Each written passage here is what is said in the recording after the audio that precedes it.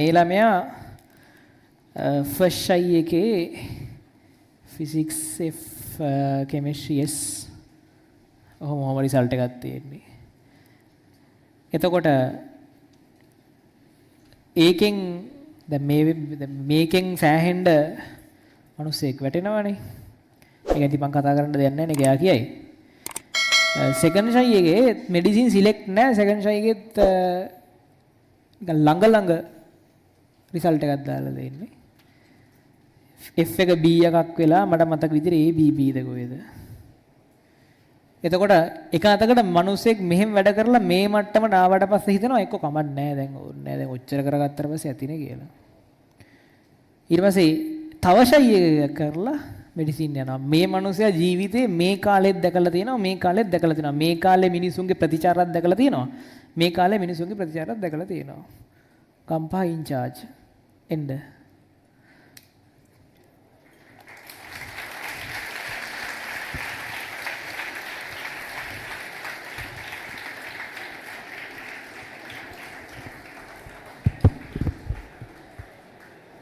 මේ අනේ අහගන්න හරිද? ඒ කියන්නේ මේ වෙලාවල් මේ විදිහට ගන්නේ මේ තා ප්‍රැක්ටිකල්ස් ටිකක් කරන්න තියෙනවා. මේ මං හිතනවා මේ කතා වලින් ගන්න දෙයක් තියෙනවා කියලා.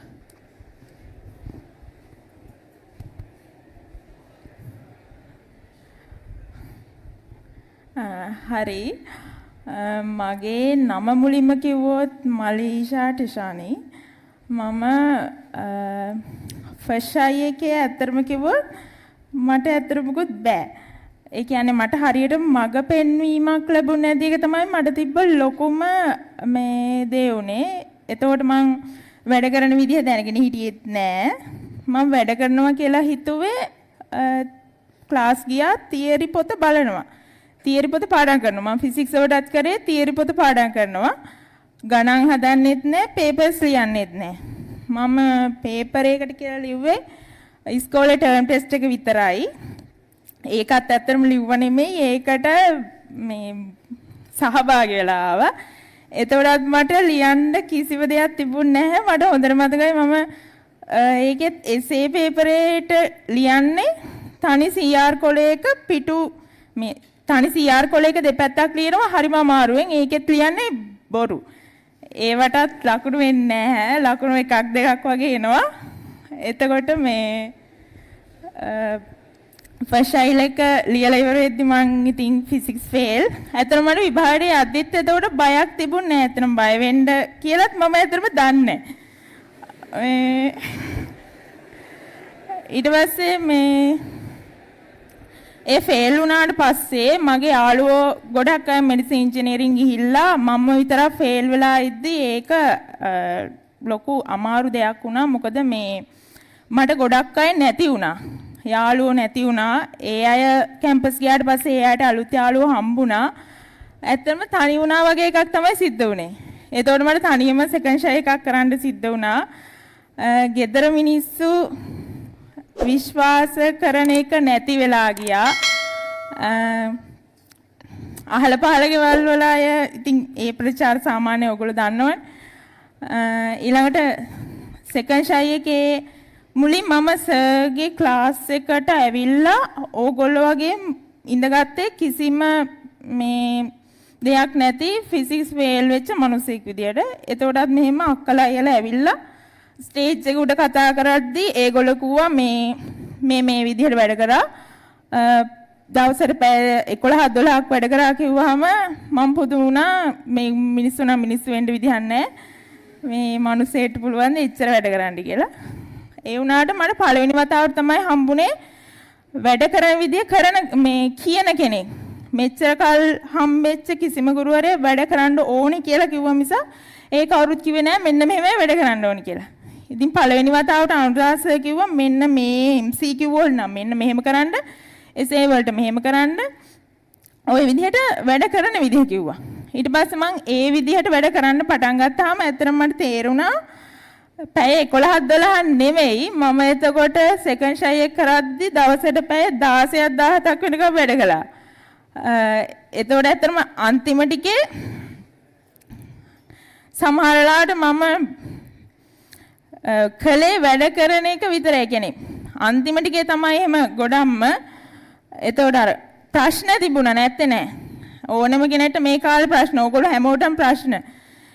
එතකොට ගොඩක් ප්‍රශ්න වලට මුහුණ දෙන්න සිද්ධ වුණා.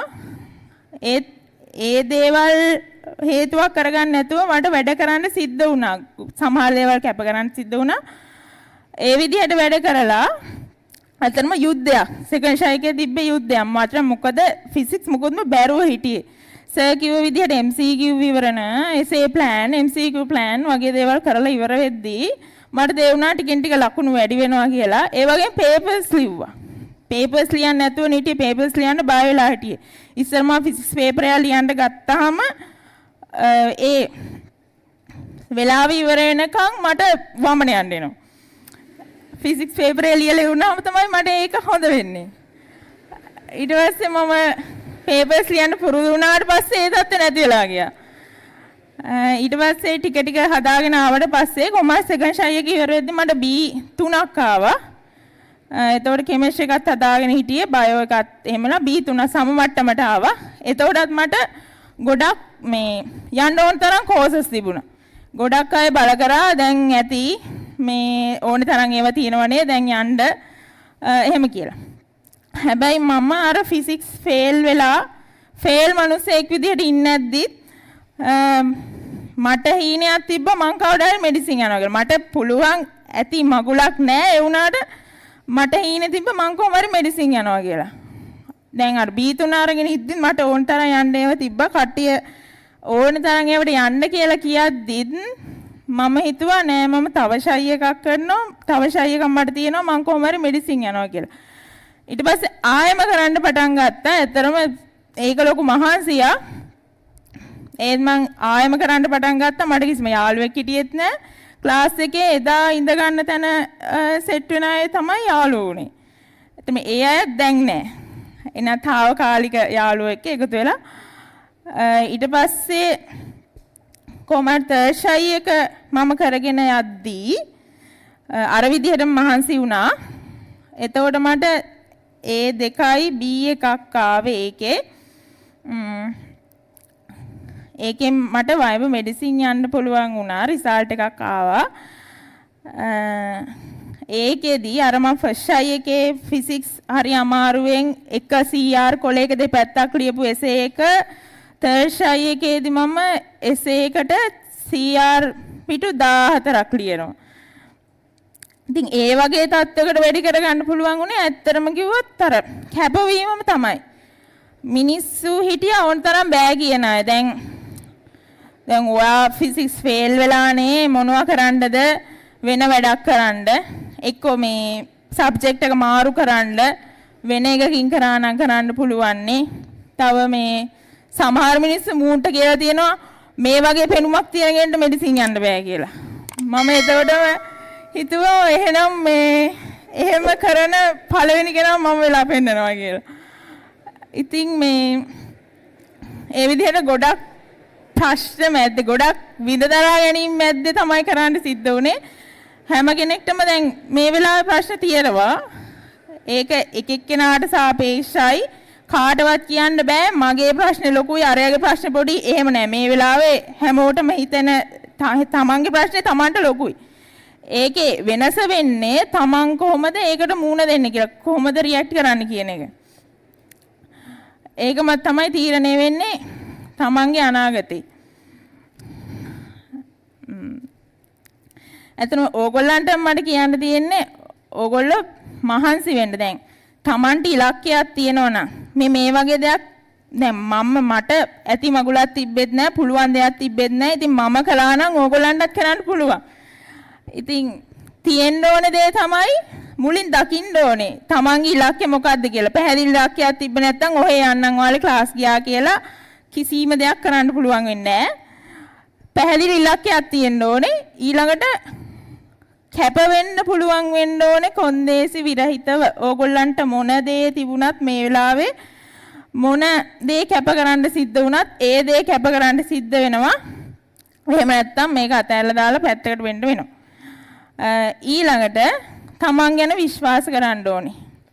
ඕගොල්ලෝ සමහර වෙලාවට මේ කාලෙදි මේ තත්ත්වෙට මුහුණ දෙනවා ඇති. එක මොහොතක් එහෙම නැත්නම් කාල සීමාවක් එනවා. තමන්ව වටපිටාව ඉන්න කිසිම කෙනෙක් විශ්වාස කරන්නේ නැති. තමන්ගේ ගෙදර අය පවා විශ්වාස කරන්නේ නැහැ මෙයා නම් මේ කරගනී කියලා. මටත් එහෙම දවසක් ආවා. එදා මාව විශ්වාස කරන්න හිටියේ මම විතරයි.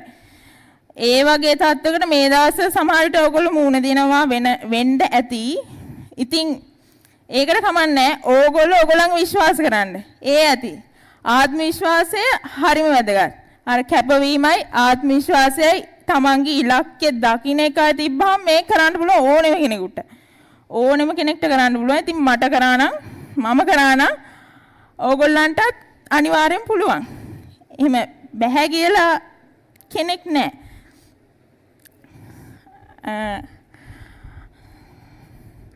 ඉතින් මම ඕගොල්ලන්ට සුබවත් යනවා. ඕගොල්ලන්ටත් උපරිම ඕගොල්ලන්ගේ ඉලක්ක වලට යන්න පුළුවන් වෙන්න කියලා.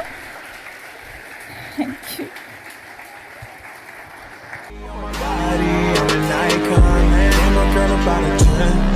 I should fuck her in the